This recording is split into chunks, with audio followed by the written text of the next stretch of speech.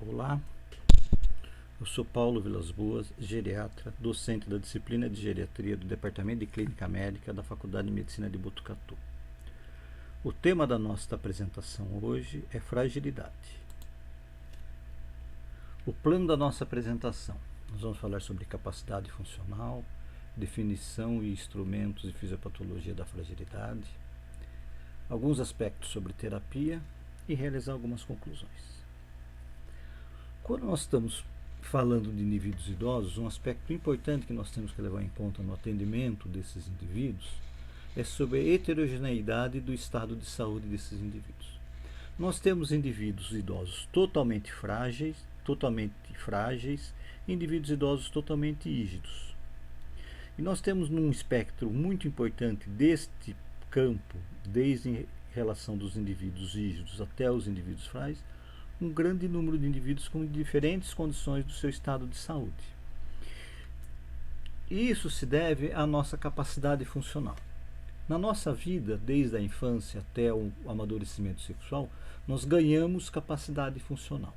Posteriormente, nós vivemos uma fase de estabilidade e, posteriormente, nós vamos perder algum grau da capacidade funcional. Essa perda, via de regra, é lenta, é suave, porém, alguns indivíduos têm uma perda mais acentuada e, com isso, muitas vezes com essa perda mais acentuada, eles atingem o limiar dito da sua incapacidade. A capacidade funcional é considerada num documento muito interessante da Organização Mundial de Saúde, que é o World Report on Aging and Health, publicado em 2015, no qual ele cita que a capacidade funcional são todos os atributos do indivíduo relacionados à saúde que permitem que essas pessoas sejam e façam o que tem motivos para valorizar. Então, isso é um aspecto muito individual. Ele é composto pela capacidade intrínseca. E a capacidade intrínseca existe uma interação entre a parte genética individual e as nossas capacidades físicas e mentais. Isso é de cada indivíduo. A capacidade intrínseca, ela tem uma relação muito grande com o meio ambiente que nós vivenciamos. E essa interação do indivíduo com o ambiente que ele vive, isso determina a sua capacidade funcional. E o que seria a fragilidade? Fragilidade foi definida em 2013, numa reunião de consenso de fragilidade, como uma síndrome clínica com múltiplas causas e contribuintes, e caracterizada por diminuição da força e resistência, e com reserva funcional diminuída. E esse aspecto aumenta a vulnerabilidade a resultados adversos da saúde. Alguns aspectos que são importantes em relação à fragilidade. Primeiro, ela não é incapacidade. O indivíduo tem uma vulnerabilidade aumentada e ela pode ser reversível ou atenuada por algumas intervenções. Um problema importante que acontece é que a fragilidade é muito bem documentada como evitável ou mesmo reversível por meio de intervenções ativas. Porém, alguns profissionais de saúde consideram a fragilidade como um aspecto, uma condição intrínseca do envelhecimento. E essa atitude, ou seja, considerar que é uma condição intrínseca do envelhecimento, ou seja, é normal envelhecer ficando frágil, implica intervenções tardias, com potencial diminuído da reversão das consequências adversas dessa síndrome. E com isso nós temos uma redução da expectativa de vida saudável do indivíduo. Como é que nós podemos fazer o diagnóstico da fragilidade? Nós temos várias ferramentas que podemos utilizar, porém nós não temos nenhuma ferramenta considerada padrão ouro. Qual que é melhor entre elas para nós aplicarmos? Um aspecto que é importante quando dá a aplicação da ferramenta, nós temos que ver se aquela ferramenta está validada para o cenário que nós vamos estar utilizando. Existem algumas ferramentas que são validadas para atendimento a nível hospitalar, outras para nível ambulatorial, outra para instituições de longa permanência. Então é muito importante nós sabermos o cenário que nós vamos utilizar aquela ferramenta e se essa ferramenta está validada para aquele cenário que nós vamos aplicar. As ferramentas elas são divididas em 3 níveis de complexidade: a alta, e média e baixa complexidade. Como exemplo de alta complexidade, nós temos o critério fenotípico da Linda Fried, que é o Cardiovascular Health Studies. De média complexidade, um exemplo é o Prisma 7, e de baixa complexidade nós temos o SOF, o Frail e o Clinical Frail Scale. O critério fenotípico da Linda Fried, oriundo do Cardiovascular Health Study, ele é a ferramenta mais utilizada a nível de pesquisa. Porém, existem algumas dificuldades para a nossa aplicabilidade clínica, na nossa aplicabilidade no dia a dia. Como critérios nós temos a perda de peso não intencional, um alto relato da sensação de exaustão, uma fraqueza muscular relatada com uma diminuição da força de preensão palmar com o uso do dinamômetro. E aqui nós temos uma dificuldade porque a maioria das unidades de saúde na atenção primária, mesmo a nível hospitalar, não tem dinamômetro para uso no dia a dia. Então isso dificulta a aplicação. Outro domínio é o baixo nível de atividade física, avaliada por um critério chamado questionário de Minnesota, no qual faço cálculo de gasto energético na semana e classifico se é adequado ou não segundo o sexo. E a redução da velocidade da resistência muscular, o endurance, que é calculado pela velocidade de marcha de 4 metros e a pessoa gasta 6 ou mais segundos. O indivíduo é considerado frágil quando ele tem 3 ou mais desses sintomas, pré-frágil 1 ou 2, e quando não tem nenhum sintoma ele é considerado não frágil. É uma ferramenta muito boa para utilizar em pesquisa, porém é uma ferramenta que nós temos alguma dificuldade para aplicação na nossa clínica do dia a dia. Uma outra ferramenta interessante é o oriundo do estudo of Osteoporotic Fracture, que é o SOF Index, no qual eu avalio a inabilidade do indivíduo levantar da cadeira sem a ajuda dos braços, perda de peso de 5% não intencional nos últimos 2 anos, e ele sente que o nível de energia está reduzido. É considerado robusto quando não tem nenhum desses critérios, pré-frágil 1 e frágil 2 ou 3 desses critérios. É uma ferramenta muito boa. O único inconveniente de utilizar a nível hospitalar é quando o indivíduo é internado por condição clínica, via de regra ele relata que sente que o seu nível de energia está reduzido. Então ele pode ser considerado como pré-frágil. E outra ferramenta muito interessante, fácil de utilizar, é o Frail, que já está adaptado e validado para o Brasil, no qual o F seria fadiga, você se sente cansado, o R de resistência, se não consegue subir um lance de escada, o A de aeróbico, se ele não consegue andar uma quadra, I de illness ou doença, se tem 5 ou mais dessas doenças listadas abaixo, e L de low weight, que é perda de peso, se perdeu mais de 5% do seu peso nos últimos 6 meses.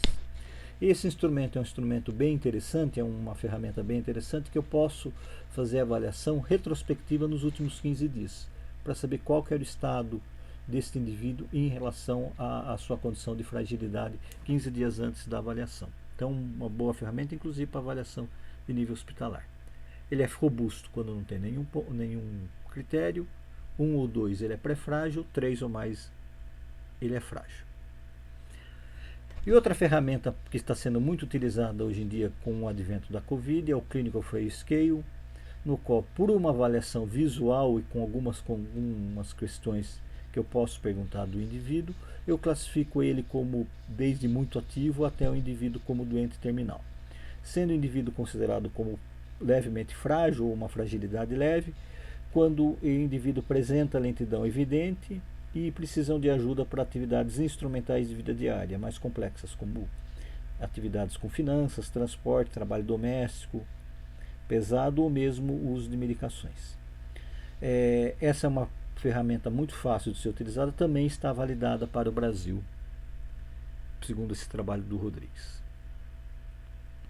E por que é importante a fragilidade? Em relação à sua prevalência.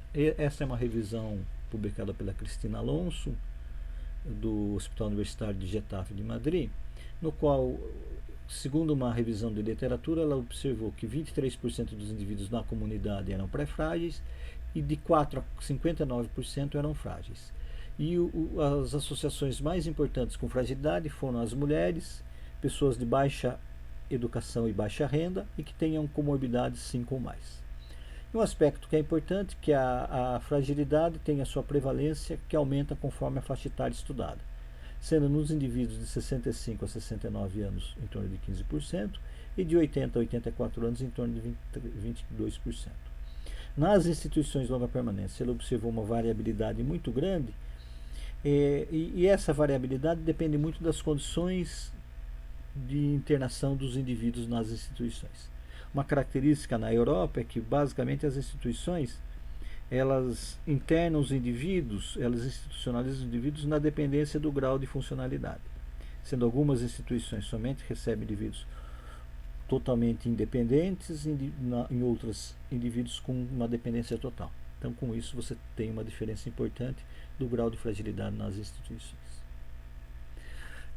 Esses dados são dados fornecidos pela professora Ieda Duarte, da Faculdade de Saúde Pública da Universidade de São Paulo, que é coordenadora do estudo SAB, Saúde, Bem-Estar e Envelhecimento, e no corte realizado em 2015, com mais de 4 mil indivíduos idosos, observou, segundo o critério da Linda Fried, que 25% dos indivíduos eram não frágeis, porém 35% eram frágeis. Esses dados são maiores do que os dados observados numa revisão sistemática realizada pela professora Ruth Mello, no qual ela observou, do total de indivíduos avaliados por essa revisão, que englobava mais de 15 mil indivíduos idosos brasileiros, 24% dos indivíduos eram frágeis. E isso tem uma variabilidade também segundo a ferramenta utilizada. Mas um aspecto que é importante, todos os estudos mostram que a fragilidade aumenta conforme a faixa etária. A prevalência aumenta de 25% nos indivíduos com mais de 65 anos de idade, porém nos indivíduos com mais de 80 anos de idade, isso chega até 48%. Porém, uma diferença que é importante a gente ter em mente, que fragilidade não é igual a comorbidade e não é igual à dependência. A incapacidade é o indivíduo que tem necessidade de ajuda para realizar 2 ou mais atividades de vida diária. Comorbidade é o indivíduo que tem 2 ou mais doenças crônicas não transmissíveis. E a fragilidade nesse estudo foi avaliada segundo o critério fenotípico da Linda Fried. E o que se observa? A concomitância dessas 3 condições, incapacidade, comorbidade e fragilidade, ocorre em 21% dos indivíduos. Ocorre em 46% dos indivíduos uma concordância, uma concomitância entre fragilidade e comorbidade. Então, existe uma variabilidade dessas condições. E lembrar que até 26% dos indivíduos são frágeis, mesmo não sendo incapazes e não tendo comorbidade. Então, existe uma diferenciação do conceito entre fragilidade, comorbidade e dependência.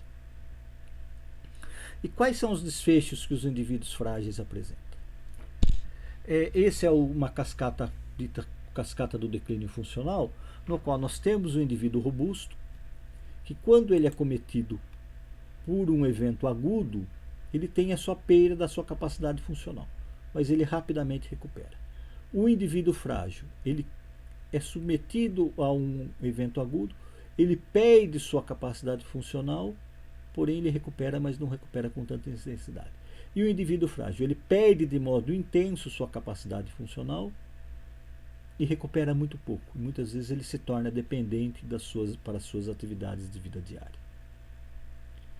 E quando nós comparamos 3 grupos de indivíduos frágeis, pré-frágeis e não frágeis, observa-se que no acompanhamento por 96 meses, os indivíduos frágeis, em média 40% a 50% deles falecem nesse período de evolução, enquanto que os indivíduos robustos têm uma taxa de óbito de menos que 10%. Então mostra que existe uma diferenciação na evolução desses indivíduos, mesmo em relação ao evento principal, que é a mortalidade. No estudo realizado aqui no Hospital das Clínicas da Faculdade de Medicina de Botucatu, no qual nós avaliamos a capacidade funcional, a funcionalidade dos indivíduos 15 dias antes de internação e 30 dias depois da alta hospitalar. E nós avaliamos que os indivíduos que tiveram a piora do desempenho, ou seja, pioraram sua capacidade funcional, quando comparado esses 2 períodos, o fator de risco mais importante para ter piora são os indivíduos frágeis. Os indivíduos que são frágeis apresentam um risco de 4,5 vezes mais de perder sua capacidade funcional em relação aos indivíduos não frágeis. Porém, um aspecto que é importante é observar a evolução da fragilidade. Comparando os dados do estudo SABRE de 2010 com 2015, os indivíduos que não eram frágeis se tornaram frágeis foram 3,3%. Os indivíduos pré-frágeis, que evoluíram para a fragilidade, foram em 14%. Porém, um aspecto que chama a atenção: indivíduos que eram frágeis evoluindo para pré-fragilidade ou mesmo para não fragilidade, isso deu mais que 35%. Ou seja, mesmo indivíduos frágeis, quando eu tomo alguma atitude, eu consigo reverter o estado de fragilidade para um estado de pré-fragilidade ou de não fragilidade. Em relação à fisiopatologia da fragilidade, os fatores de risco associados com fragilidades para indivíduos pré-frágeis, o fator de risco mais importante é o indivíduo ter mais que 80 anos de idade e ter dependência para pelo menos uma atividade de vida diária.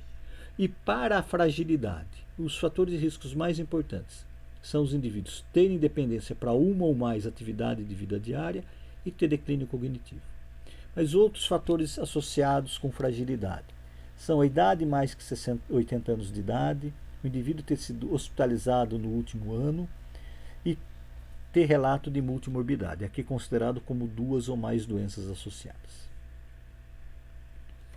Nós temos 2 grandes modelos fisiopatológicos da fragilidade, a dita fragilidade física e a fragilidade de acúmulo de déficit. Na fragilidade de acúmulo de déficit, durante a vida nós vamos tendo diminuição da função de órgãos e sistemas, a presença de alguma doença ou mesmo modificação do estilo de vida. Tanto a diminuição da função quanto a alteração do estilo de vida predispõem a algumas doenças. E conforme eu vou aumentando o número de doenças, eu vou tendo um acúmulo de déficits de alguns sistemas e com isso eu desenvolvo a fragilidade e posteriormente a incapacidade. No modelo fisiopatológico da fragilidade física, está muito bem descrito neste artigo de revisão publicado pela professora Linda Fried no Nature Age, no seu primeiro fascículo agora no início de 2021, ela comenta alguns aspectos que são importantes. Conforme nós vamos envelhecendo, os nossos sistemas fisiológicos vão diminuindo em sua eficiência. Um aspecto que ocorre também frequentemente, ocorre uma deteriorização da comunicação entre as células e entre os sistemas. Isso tudo leva a uma desregulação multissistêmica. E essa desregulação multissistêmica pode cruzar o limiar da gravidade, e precipitando um estado de função de resiliência altamente diminuído, e com isso a fragilidade física. E na desregulação fisiopatológica da fragilidade, nós temos um início a nível molecular e celular, com disfunção mitocondrial, uma comunicação intercelular diminuída e mesmo o processo da senescência celular. Com isso nós temos alteração imunológica, alteração do sistema nervoso autônomo e alteração do metabolismo de glicose. Isso leva a uma alteração nos sistemas metabólicos, um estresse sistêmico e alteração do músculo esquelético. Isso tudo determina o critério da fragilidade, aqui descritos 5 critérios da fragilidade da Linda Fried. De uma forma mais simplificada, nós temos o estresse oxidativo, alteração mitocondrial, o dano do DNA, associado com a variação genética e doenças inflamatórias, tudo isto leva a um processo inflamatório, uma desregulação neuroendócrina. Com isso nós temos sarcopenia, anorexia, alteração imunológica, alteração cognitiva e com isso o critério clínico da fragilidade. Então, as modificações fisiopatológicas centrais da síndrome da fragilidade são a sarcopenia, que é a diminuição da massa muscular, a desregulação neuroendócrina, com diminuição do hormônio de crescimento, diminuição de esteroides sexuais e diminuição do IGF-1 e aumento do cortisol, e a disfunção imunológica, caracterizada com aumento do cortisol e aumento de citocinas inflamatórias, principalmente interleucina do tipo 6. Com isso, nós temos um ciclo autossustentado da fragilidade, no qual o indivíduo tem desnutrição, pode ser por ingestão insuficiente de proteínas e calorias, perda de peso, diminuição de massa muscular, alteração da taxa metabólica basal e gasto energético basal diminuído. Com isso, eu tenho diminuição da força e da potência muscular, diminuição da atividade física com diminuição da velocidade de marcha, incapacidade e dependência, e alteração neuroendócrina, como por exemplo anorexia. E tudo isso fecha o ciclo da fragilidade. E um aspecto que acho que é importante ressaltar para vocês, que estão numa fase de início da aprendizagem e vão atender muitos indivíduos com Covid-19 devido à pandemia, que ela está numa fase de aumento dos casos, é importante a gente observar, comentar qual a interferência da pandemia da Covid-19 em relação aos indivíduos idosos. Nós temos que lembrar que os indivíduos idosos eles estão em isolamento social, com mais tempo em casa, com grandes alterações de comportamento no seu estilo de vida. Com isso, ele ficando mais tempo em casa, ele realiza menos atividade física, está com seu nível de ansiedade aumentada, muitas vezes está com alteração no seu padrão alimentar. Isso tudo pode propiciar uma alteração nos mecanismos musculares, com perda de mecanismos musculares, principalmente pela diminuição da síntese proteica muscular, e também com alteração da composição corporal, com perda da massa magra e aumento da massa gordurosa, você tem no final uma perda importante da síntese proteica muscular, com maior grau de degeneração, principalmente por atividades das citocinas pró-inflamatórias e estresse oxidativo. Tudo isso a longo prazo pode determinar para o indivíduo um maior grau de fragilidade física, entre outros aspectos. E se o indivíduo é acometido pela Covid-19, nós sabemos que existe uma alteração importante tanto no olfato quanto no paladar, determinando uma diminuição de ingestão proteica. A Covid-19 muitas vezes leva o indivíduo a ficar mais tempo acamado, com isso uma menor síntese proteica muscular, ou mesmo perda de massa muscular. Muitas vezes você faz uso de corticoide para tratamentos, uso de corticoide diminui a síntese proteica, e o próprio processo da Covid-19 aumenta a produção de interleucina 6 e TNF-alfa, que são citocinas decorrentes da resposta inflamatória. Com isso, uma maior perda de massa muscular e uma menor formação de massa muscular. Com isso tudo leva a uma diminuição importante da massa muscular, a chamada sarcopenia aguda. E com isso, quando a gente faz a interação do ciclo da fragilidade clínica com indivíduos com Covid-19, nós temos a diminuição do apetite e do paladar, leva a um quadro de desnutrição, um aumento das citocinas inflamatórias, levam ao maior grau de perda de massa muscular. A perda de massa muscular determina a sarcopenia importante. O uso de corticoides também determina a sarcopenia importante, entre outros aspectos. Então, tudo isso é importante nós termos em mente quando nós vamos focar o tratamento desses indivíduos que têm necessidade posteriormente de um tratamento multidisciplinar. E é importante a gente avaliar a fragilidade no momento da avaliação do indivíduo com suspeita de Covid-19, porque um dos fatores determinantes para a sobrevivência dos indivíduos é ele ser frágil ou não ser frágil. Nesse estudo oriundo de um grande estudo multicêntrico chamado COP, que é um estudo observacional realizado na Europa, que tem acompanhado mais de 1.500 indivíduos idosos, que apresentam uma taxa de mortalidade de 49%, observou-se que o aspecto mais importante que determina a evolução do indivíduo em relação à mortalidade é ele ser frágil ou não ser frágil. Utilizando o CSF, Clinical Frail Scale, os indivíduos que têm CSF de 7 ou mais, eles apresentam um risco, eles apresentam uma taxa de mortalidade de mais de 49%. Enquanto os indivíduos robustos têm uma taxa de mortalidade de menos de 8%. Então, isso determina que a avaliação da fragilidade é muito importante para os indivíduos no momento da avaliação do indivíduo com suspeita de Covid-19. E um outro aspecto que é importante que nós temos que ter em mente nos indivíduos com Covid-19 são os ditos sintomas pós-Covid.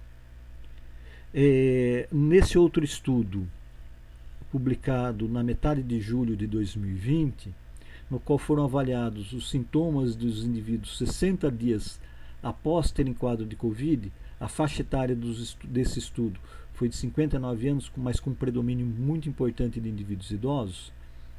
12% estavam livres de quaisquer sintomas, porém 55% tinham 3 ou mais sintomas. E os sintomas mais importantes eram fadiga, dispneia e dor articular. Então, como é que eu posso prevenir e tratar o indivíduo em relação à fragilidade?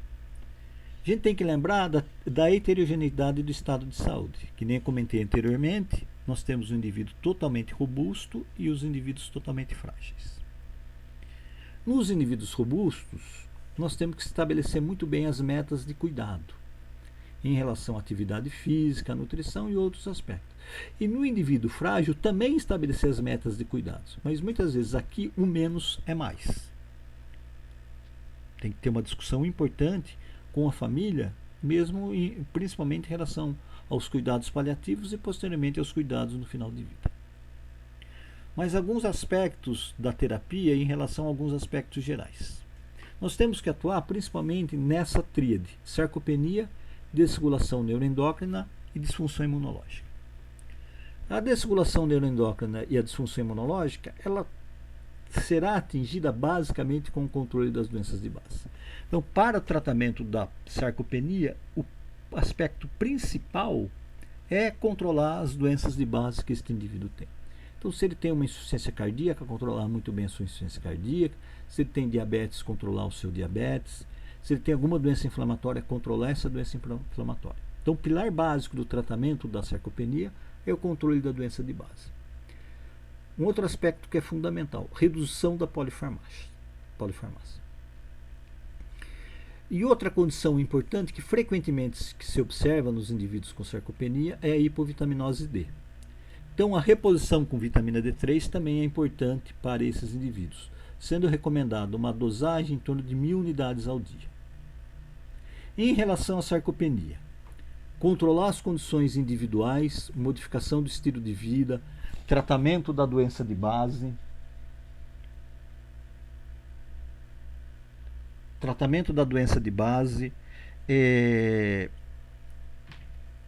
redução da polifarmácia, avaliar os aspectos nutricionais, a atividade física e um aspecto que é muito importante: nenhum tratamento farmacológico mostrou que tem evidências no tratamento da perda da massa muscular ou mesmo da fragilidade.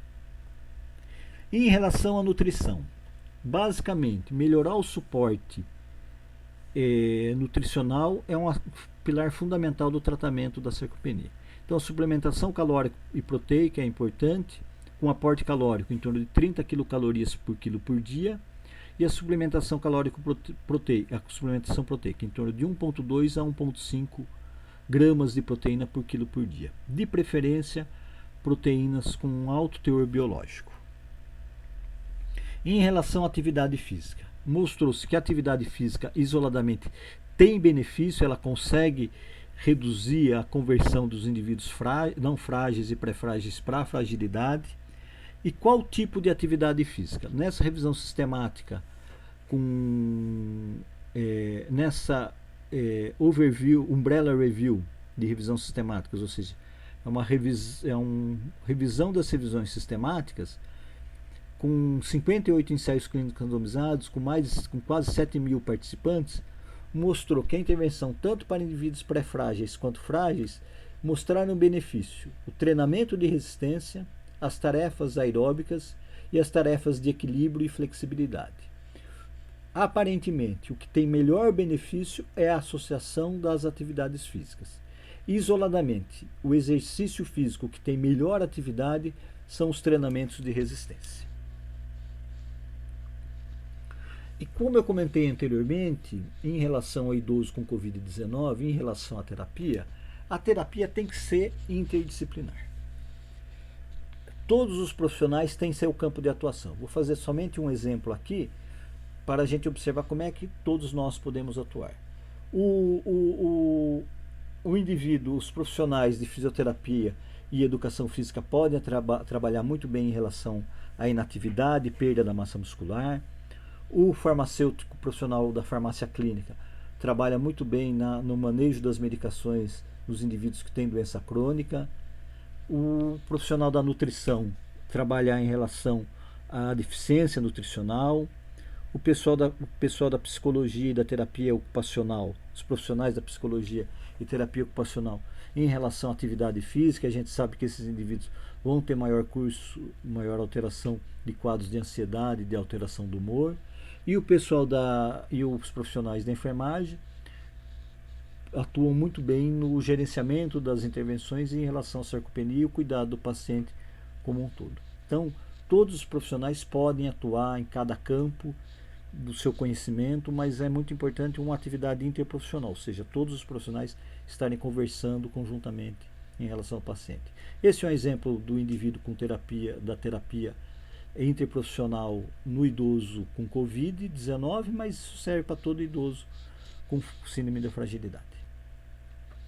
Um exemplo da intervenção multicombinada, multicomponente, em relação à fragilidade, esse é um trabalho de 2015, e foram propostas alguns tipos de intervenção: a física, a cognitiva e a nutricional e a multicomponente. E o que se observa? A combinação de todas essas atividades, que é essa figurinha aqui, esse quadradinho preto escuro, ela teve a melhor sustentabilidade, mostrando que ela consegue manter a redução do score de fragilidade, aqui utilizando o Frail Score, em relação ao basal, mesmo 12 meses após a sua aplicação. Então mostra que a terapia combinada tem o melhor benefício, mas todas as terapias isoladamente têm também seu benefício. Então, concluindo, a fragilidade é uma condição de alta prevalência.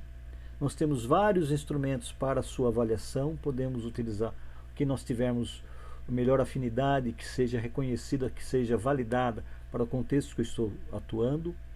A identificação precoce é fundamental, eu consigo ter maior intervenção nos indivíduos robustos, posteriormente nos indivíduos pré-frágeis, mas mesmo nos indivíduos frágeis eu consigo ter intervenção. E o tratamento é interprofissional, melhor dizendo, é multidisciplinar, melhor dizendo, é interprofissional. Eu gostaria de agradecer a atenção de vocês. Daqui está o meu e-mail para qualquer dúvida, qualquer aspecto que a gente possa conversar.